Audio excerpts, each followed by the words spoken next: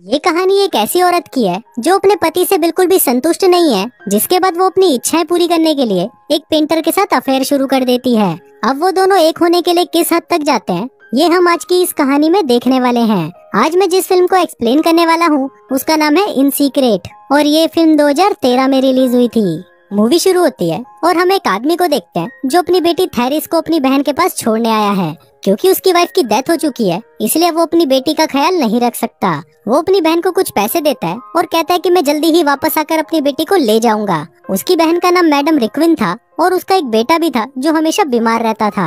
अब मैडम के पास extra room ना होने की वजह से वो थेरिस को अपने बेटे के रूम में ही सुलाती थी। वहीं थेरिस अपने फादर को याद किया करती थी इस उम्मीद में कि वो एक दिन आकर उसे वापस ले जाएंगे, लेकिन उसके फादर कभी भी वापस नहीं आए। अब ऐसे ही वेट करते करते थेरिस अब बड़ी हो चुकी थी और अब वो रोज एक मजदूर को देखकर खुद को संतुष्ट किया करती थी। फिर ऐसे ही एक दिन जब वो वापस आ रही थी, तभी बाहर उसे मैडम का बेटा कमिल मिलता है। थेरिस उसे बोलती है कि मुझे किस दो, लेकिन कमिल यहाँ पर उसके इरादे समझ नहीं पाता और उसे गाल पर किस करता है। इस पर थेरिस उसे बोलती है कि इस तरह नहीं। दरअसल थेरिस चाहती थी कि वो उसके होठों पर किस करे। तभी वहाँ पर मैडम आती है और थेरिस को बताती है कि उसके डैड नहीं रहे। साथ ही यहाँ पर उसको ये भी पता चलता है कि कमिल की पेरिस में जॉब लग गई है और वो सभी अब पेरिस में शिफ्ट हो रहे हैं। लेकिन वहाँ जाने से पहले मैडम थेरिस को बताती है कि तुम दोनों अब शादी कर रहे हो।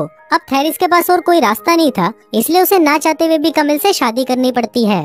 इसके बाद ये तीनों पेरिस शिफ्ट हो जाते हैं, जहाँ पर कमिल अपनी जॉब ज्वाइन कर लेता है। दूसरी तरफ हम थेरिस को देखते हैं जो अपनी शादी से बिल्कुल भी खुश नहीं थी और उसे ऐसा लग रहा था कि वो एक जेल में है। कमिल दिन भर काम करता था और रात को घर आता था। उसे भी ये काम करना पसंद नहीं था, लेकिन अब उसके ऊपर थेरिस और उसकी मॉम की जिम्मेदारी भी थी। ऐसे ही एक रात जब वो घर आता है तो थेरिस उसके सामने अपने कपड़े उतारने लगती है। वो उसके साथ घचाघच करना चाहती थी, इसलिए वो उसे रिझाने की कोशिश करती है। लेकिन कमिल को इन सब चीजों में कोई इंटरेस्ट नहीं था, क्योंकि वो बचपन से ही बीमार था, इसलिए उसमें ये सब करने की बिल्कुल भी क्षमता नहीं थी। फिर एक दिन कमिल अपने बचपन के दोस्त लॉरेन को घर पर लेकर आता है, जो कमिल के साथ ही उसके ऑफिस में काम करता था। वहीं मैडम भी लॉरेन को पहचान लेती है और वो उसे देखकर बहुत खुश होती है। लॉरेन एक आर्टिस्ट होता है जो कि पेंटिंग्स बनाने में बहुत ज्यादा अच्छा था। इसके बाद जब सभी बातें कर रहे होते हैं, तभी वहाँ पर थेरिस लॉरेन को घूरने लगती है। वो अंदर ही अंदर उसे पसंद करने लगती है और वहाँ पर लॉरेन भी उसे नोटिस कर लेता है कि थेरिस उसे देख रही है। इसके बाद कमिल लॉरेन को उसकी पेंटिंग बनाने को कहता है और फिर जब लॉरेन उसकी पेंटिंग बना रहा था, तब थेरिस भी उसके पास में बैठ जाती है और लॉरेन को ही घूरती रहती है। फिर पेंटिंग कंप्लीट होने के बाद जब लॉरेन उस पेंटिंग को कमिल को दिखाता है, तो वो उसे बहुत ही ज्यादा पसंद आती है। तभी कमिल को अचानक कुछ काम याद आता है और वो बाहर चला जाता है। अब कमरे में थेरिस और लॉरेन अकेले थे, जिसके बाद लॉरेन थेरिस को बोलता है कि अपने कपड़े उतारो। अब क्योंकि थेरिस पहले से ही उसकी तरफ अट्रैक्ट थी, इसलिए वो अपने कपड़े उतारते हुए उसे कहती है कि हमारे पास बहुत ही कम टाइम है। जिसके बाद वो दोनों वहीं पर ही घचाघच मचाना शुरू कर देते हैं। अब इसके बाद से ही इन दोनों में अफेयर शुरू हो जाता है और इनको जब भी मौका मिलता ये कहीं पर भी शुरू हो जाते थे। अब थेरिस कुछ न कुछ बहाना बनाकर बेडरूम में चले जाया करती थी, जहाँ पर लॉरेन पहले से ही मौजूद होता था। जिसके बाद वो दोनों घंटों घंटों तक एक दूसरे की बजाया करते थे। अब यहाँ पर थेरिस लॉरेन के प्यार में इतनी पागल हो चुकी थी कि वो लॉरेन से कहती है कि तुम मुझे पहले क्यों नहीं मिले, लेकिन साथ ही उसे ये भी डर था कि कहीं लॉरेन उसे छोड़ ना दे। दूसरी तरफ हम कमिल को देखते हैं, जिसे अब लगने लगा था कि थेरिस कहीं खोई खोई सी रहती है और उसे ऐसा लग रहा था कि वो उसके पास होते हुए भी उससे दूर है। लेकिन तभी वहाँ लॉरेन उसे बोलता है कि तुम बस उससे प्यार करो और धीरे धीरे सब कुछ ठीक हो जाएगा। फिर उसी रात कमिल थेरिस के साथ धुआंधार घपाघप करता है, लेकिन यहाँ पर थेरिस उससे बिल्कुल भी संतुष्ट नहीं होती। फिर अगले दिन जब थेरिस और लॉरेन एक साथ होते हैं, तभी वहाँ पर अचानक मैडम आ जाती है, जिसको देखकर लॉरेन थेरिस के कपड़ों में छुप जाता है। फिर जब मैडम उससे पूछती है कि तुम यहाँ पर क्या कर रही हो, तो थेरिस बहाना बनाते हुए बोलती है कि मेरी तबीयत ठीक नहीं है। जिसके बाद मैडम उसे मसाज देने लगती है और ये दोनों यहाँ पर बाल बाल बचते हैं। फिर कुछ दिनों बाद कमिल थेरिस को बताता है कि हम वापस अपने गांव शिफ्ट हो रहे हैं, क्योंकि उसे ऐसा लग रहा था कि शायद यहाँ पर आने की वजह से थेरिस उससे दूर होती जा रही है। अभी सुनकर थेरिस शॉक्ड हो जाती है, क्योंकि अगर वो गांव चली गई तो फिर वो कभी भी लॉरेन से नहीं मिल पाएगी। फिर उसी रात वो ये बात लॉरेन को बताती है और कहती है कि मैं तुम्हारे बिना नहीं जी सकती।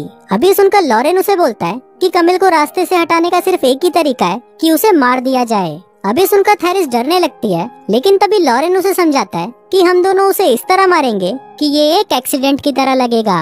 अब उस रात थेरिस को नींद नहीं आ रही थी, क्योंकि वो सिर्फ यही सोच रही थी कि ऐसा करना सही होगा या गलत। लेकिन वो लॉरेन के पीछे इतनी पागल हो चुकी थी कि वो अपने पति को भी मारने के लिए तैयार हो जाती है। फिर अगली सुबह ये तीनों एक पार्क में जाते हैं, जहाँ पर घूमते घूमते कमिल थक जाता है और लॉरेन की गोद में ही सो जाता है। फिर कुछ देर बाद जब वो उठता है तो ये तीनों साथ में बोटिंग के लिए जाते हैं। अब यहाँ पर थेरिस को पूरा विश्वास था कि लॉरेन कमिल को मार देगा, लेकिन थेरिस अभी भी यहाँ पर श्योर नहीं थी। वो कमिल को मारना भी चाहती थी और नहीं भी।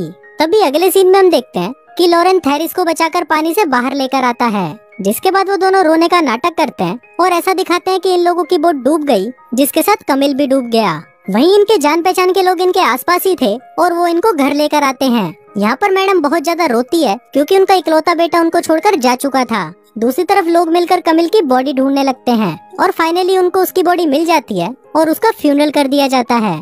फिर उसी रात थेरिस और लॉरेन घचाघच करते हैं और अब ये दोनों हमेशा हमेशा के लिए एक हो चुके थे। फिर एक दिन हम मैडम को देखते हैं जो थेरिस पर गुस्सा कर रही होती है। वो उसे कहती है कि तुमने कमिल को डूबने कैसे दिया, और अगर वो डूब गया तो तुम कैसे बच गई। वो बहुत ज्यादा दुखी थी। कमिल को गए हुए पूरे 8 महीने हो चुके थे, लेकिन अभी भी वो उसे भूल नहीं पाई थी। लेकिन कुछ देर बाद ही वो थेरिस से माफी मांगती है और उसे गले लगा लेती है। पर वो भी बेचारी कहाँ जानती थी कि जिसको वो गले लगा रही है उसी ने ही उसके बेटे को मारा है। दूसरी तरफ थेरिस रात को सो नहीं पाती और उसे डरावने सपने आते रहते हैं। वहीं लॉरेन का भी यही हाल था और वो भी काफी महीनों से सोया नहीं था। वो बहुत ज्यादा डरा हुआ था, इसलिए वो आज रात को थेरिस के साथ सोना चाहता था। फिर थेरिस लॉरेन को कहती है कि चलो हम कहीं भाग चलते हैं, लेकिन इस पर लॉरेन उसे कहता है कि तुम्हारी लाइफ यहाँ पर है, यहाँ पर तुम्हारी शॉप है और तुम्हारा एक घर है। तभी थेरिस उसे बताती है कि वो सब अभी भी मैडम के नाम पर है। तभी लॉरेन उसे बोलता है कि तुम ड्रामा करो कि तुम्हें कमिल की बहुत याद आ रही है। अब थेरिस रोने का नाटक करने लगती है, जिसको मैडम और उसके फ्रेंड सुन लेते हैं और वो उसे समझाने लगते हैं कि अब तुम्हें थेरिस की दूसरी शादी करवा देनी चाहिए, क्योंकि अगर उसकी शादी हो जाएगी तो उसका दुख थोड़ा कम हो जाएगा। साथ ही वो उसे ये भी बताते हैं कि उसके लिए लॉरेन बिल्कुल सही रहेगा। अब मैडम भी उसकी बात मान लेती है और फिर वो सभी ये बात थेरिस और लॉरेन को बताते हैं, जिस पर वो दोनों भी मान जाते हैं और शादी कर लेते हैं। फिर शादी की रात लॉरेन थेरिस को कहता है कि ये वही रात है जिसका हम कितने सालों से इंतजार कर रहे थे, क्योंकि जो वो दोनों चाहते थे उन्हें मिल चुका था। लेकिन थेरिस इस शादी से बिल्कुल भी खुश नहीं थी और उसे बहुत पछतावा हो रहा था कि उसने अपनी हवस के लिए अपने पति को ही मार डाला, और इसके साथ ही उससे मैडम का दुख भी देखा नहीं जा रहा था। इसके बाद थेरिस लॉरेन से पूछती है कि तुमने कमिल को कैसे मारा था। लॉरेन बोलता है कि तुम भी तो वहाँ पर मौजूद थी, तुमने नहीं देखा। थेरिस बताती है कि मैंने अपनी आंखें बंद कर ली थी। फिर लॉरेन बताता है कि मैंने उसको आराम से पानी में डुबो दिया था। अब यहाँ पर थेरिस को लग रहा था कि शायद वो तड़प तड़प कर मरा था, इसलिए वो लॉरेन से झगड़ने लगती है और कहती है कि तुम्हें उसे नहीं मारना चाहिए था। दरअसल जब से इन्होंने कमिल को मारा है तब से इन दोनों की लाइफ पहले जैसी नहीं रही। अब थेरिस लॉरेन के साथ बिल्कुल भी खुश नहीं है और यहाँ तक कि वो उसकी शक्ल तक नहीं देखना चाहती। अब ऐसे ही कई दिन बीत जाते हैं और यहाँ मैडम अभी भी कमिल को नहीं भूल पाई थी। फिर एक दिन जब ये तीनों पार्क में बैठे थे तभी मैडम को अटैक आता है और वो पैरालाइज हो जाती है। अब उन दोनों को मैडम का ध्यान रखना पड़ता है, लेकिन लॉरेन यहाँ पर मैडम को मारना चाहता था, पर दूसरी तरफ थेरिस उसको बचा रही थी।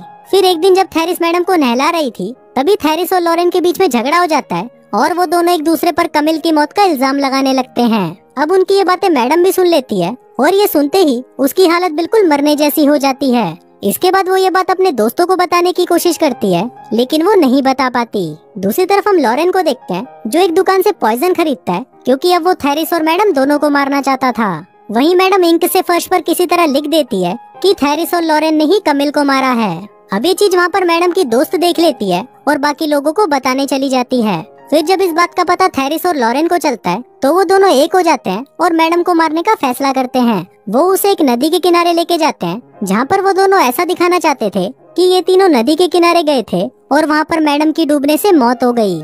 फिर लॉरेन उनकी ड्रिंक में जहर मिला देता है और वहीं थेरिस एक चाकू निकालती है, लेकिन तभी ये दोनों अपना माइंड चेंज कर लेते हैं और खुद को ही मारने का फैसला करते हैं। फिर वो दोनों ही उस जहर वाली ड्रिंक को पी लेते हैं और वहीं पर मर जाते हैं। तभी वहाँ पर मैडम के फ्रेंड्स आ जाते हैं और वो उसे बचा लेते हैं। यहाँ पर कमिल के मरने के बाद उन दोनों की जिंदगी नरक बन चुकी थी, इसलिए वो दोनों अपनी अपनी जिंदगी को खत्म करने का फैसला कर लेते हैं और कुछ इसी तरह से ये फिल्म यहीं खत्म हो जाती है। आशा है आपको मेरी एक्सप्लेनेशन पसंद आई। यदि हाँ तो प्लीज वीडियो को लाइक करना और चैनल को सब्सक्राइब करके सपोर्ट करना ना भूलें। मिलते हैं अगले एक्सप्लेनेशन वीडियो में, तब तक के लिए धन्यवाद दोस्तों।